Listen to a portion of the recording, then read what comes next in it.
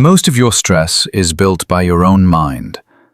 And once you see these 7 tricks, life gets lighter. Because the hardest battles are happening inside you.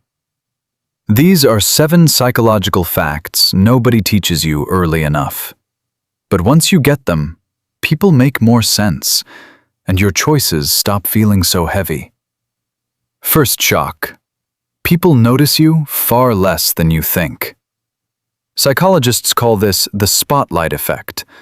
Your brain acts like a giant camera is always on you, so one awkward moment feels bigger than it really is. But here's the truth. Most people are busy judging themselves. They are thinking about their hair, their words, their own mistakes. That means your embarrassing moment usually dies in seconds. Yet you may replay it for days in private. That replay is what drains your energy, not the moment. It steals confidence before the next room even starts. Pay attention to this. Freedom begins when the replay stops. You do not need to be perfect to be safe. You only need to survive one weird moment, and you already have, many times. Imagine you trip a little while entering a cafe. You blush, laugh, and think everyone saw it. This is where it gets interesting. By tomorrow, nobody remembers.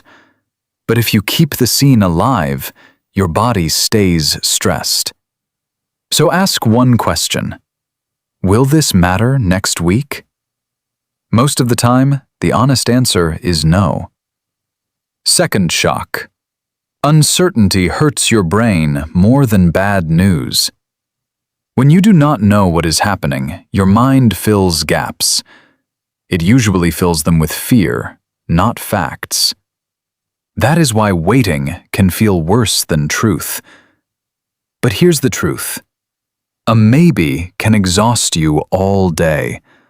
A late reply, a vague tone, a delayed answer. Your body treats each one like a tiny alarm. Heart up, thoughts racing, sleep down. You start checking for signs that were never clear, and every check makes the fear feel more real. Pay attention to this. Clarity is emotional pain relief. Even a hard answer can calm the nervous system, because now your brain knows where the floor is. It can stop slipping on guesswork. This is why strong people make small decisions fast. They choose dinner, send the text, set the boundary. This is where it gets interesting. Action beats overthinking. Not because action is perfect, but because it is concrete. Imagine your boss says, "We need to talk tomorrow." You suffer all night, even before anything happens. Third shock. The more you chase approval, the less you trust yourself. Your brain starts outsourcing value to other people.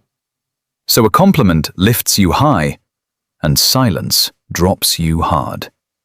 That is emotional rent paid to strangers. But here's the truth. Approval feels good, not stable. If you need it to function, you become easy to control. One cold face can ruin your whole day. One sweet word can make you ignore red flags. That is why people-pleasing feels kind, but often hides fear. You are not being nice. You are trying to stay safe. Pay attention to this. Self-trust grows when you disappoint people softly. Not cruelly, just honestly. A simple no can heal years of fake yeses. And every honest no teaches your body strength. Think about lending money you cannot afford. You want to refuse, but guilt starts talking. This is where it gets interesting. One clear boundary protects both sides. If they only love you when you bend, that love is expensive. Real respect survives a reasonable no. And your peace stops depending on applause. Fourth shock. Naming a feeling can weaken it. When you label emotion, the brain shifts out of pure alarm. Fear becomes, I feel rejected right now. Anger becomes, I feel ignored and hurt. But here's the truth. Vague pain feels bigger than named pain. A storm with no name feels endless. A named feeling becomes something you can hold. And what you can hold, you can guide. That is why journaling, prayer, and honest talks can calm you. They give shape to what was flooding you. Pay attention to this. Clarity is not weakness. Saying, I am jealous, is braver than pretending you are fine. Saying, I am lonely, stops the hiding game. And hiding is what makes pain grow teeth. Picture a couple after a quiet, strange dinner. One says, I am not mad. I feel left out.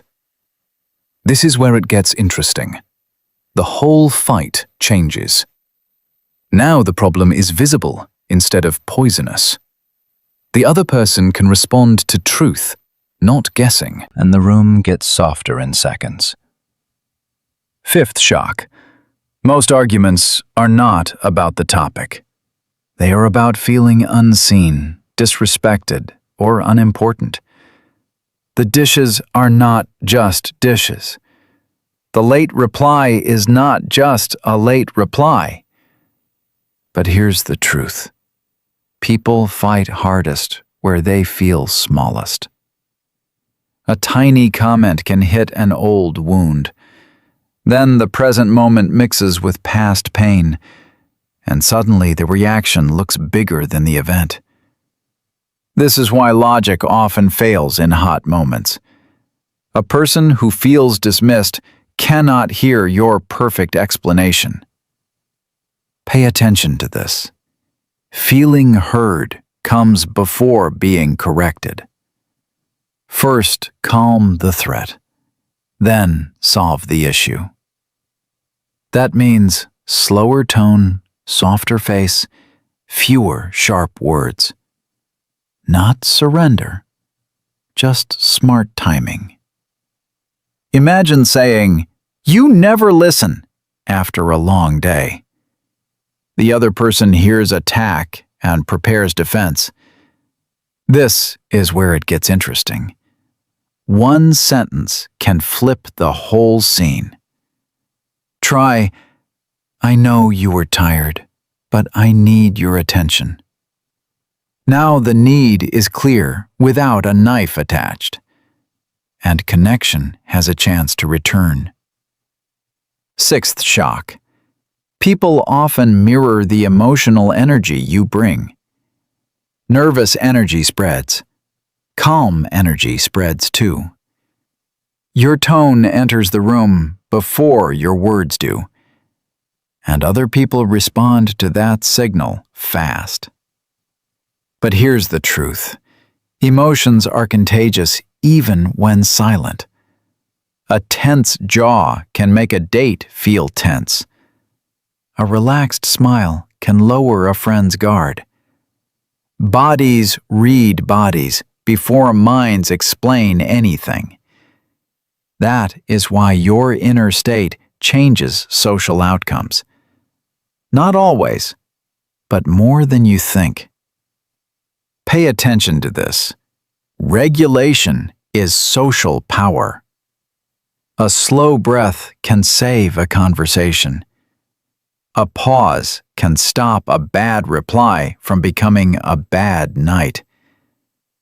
And calm is easier to copy than chaos. Picture walking into a meeting already panicked. You speak fast, interrupt, and miss simple cues.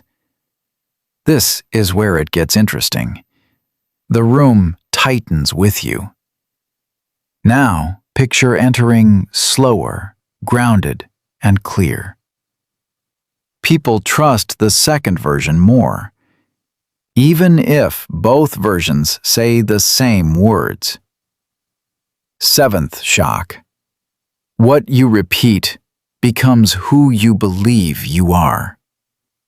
The brain builds identity from patterns, not promises. So one bold act helps, but repeated acts rewrite you.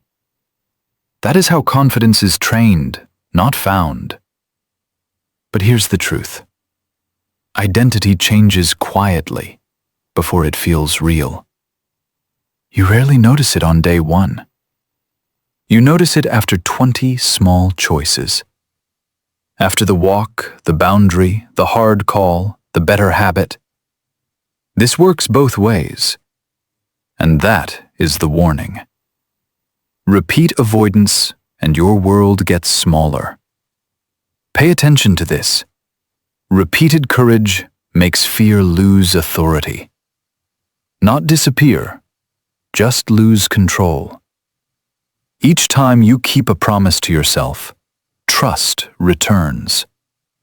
Each time you break it, doubt gets louder. Imagine telling yourself, "I am bad at social stuff." Then you cancel plans again and call it proof. This is where it gets interesting.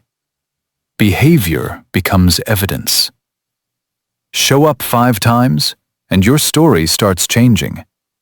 You stop saying, "That is not me," and start saying, "Maybe I am becoming that person."